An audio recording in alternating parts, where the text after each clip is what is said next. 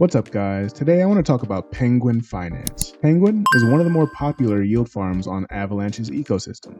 Let's get into it. When we head over to penguinfinance.io and enter the app, that's when it starts to feel real familiar to me. It has that standard gamified yield farming aesthetic that you see quite often nowadays. Right now, they have a market cap of 29 million, a circulating supply of 15 million Pefi, with a total value locked of a little more than 31 million. Their emission rate is 0.32 Pefi per block, and they have a max supply of 21 million Pefi. Over in their farms page, you can see that at present, they only have a few farms to choose from for their version 2 contracts, all of which are only on Pangolin. By the time this video comes out though, they are supposed to have these same farms on Trader Joe, so keep an eye out for that. The Nest feature is the main staking feature for the Pefi token. Staking your Pefi gets you iPefi. iPefi represents your share of the Pefi pool and is an appreciating asset. It gets some of the Pefi liquidity incentives, a portion of upcoming fees, and when someone withdraws iPefi from the Nest, 6% of that withdrawal is taxed and given back to the people currently staking in the Nest. They call this the paper hands penalty, and it's meant to benefit people who keep their iPefi staked longer. Holding iPefi is also required to partake in any of the upcoming games and IDOs that are, again, coming soon. This is called Emperor,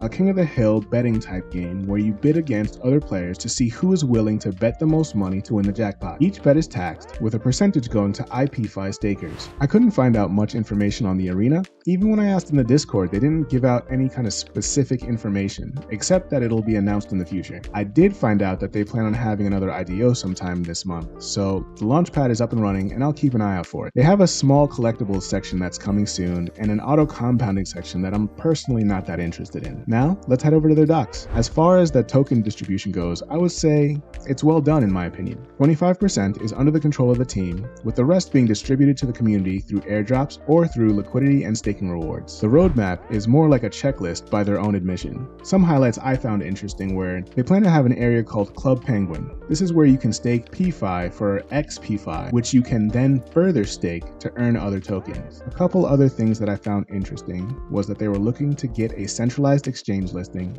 and they're looking into predictions markets. When we hop over to their Twitter, we can see that they have over 26,000 followers and they engage every day. The community is also very engaged as well. So like I always say, this is not financial advice. You should always do your own research. That's how you don't get wrecked. There was also a lot more information in their docs that I didn't personally find useful for my decision-making process, but you might, so I recommend that you check it out. With that said, let me give you my final thoughts on this project. I'm always wary of any project that I hear people calling the next Pancake Swap. It's just a bad omen for me. That, and I personally don't see what makes this project special. It reminds me of the saying, jack of all trades, master of none. They have auto compounders, but in my opinion, YieldYak is better for that. They do IDOs, but Avalanche comes to mind first when I think of Avalanche launchpads. They have a yield-bearing staking option like Trader Joe, but in general, most of its yields come from people exiting their position and airdrops, which I would think ultimately adds to the sell pressure on the token. I say all this to illustrate why I feel that they are trying to do many things, but so far I don't feel like they do any of them better than their competitors. The one thing that I do think could make this project special would be Club Penguin. If they can get some high quality partners to supply the rewards, it might be interesting to supply liquidity there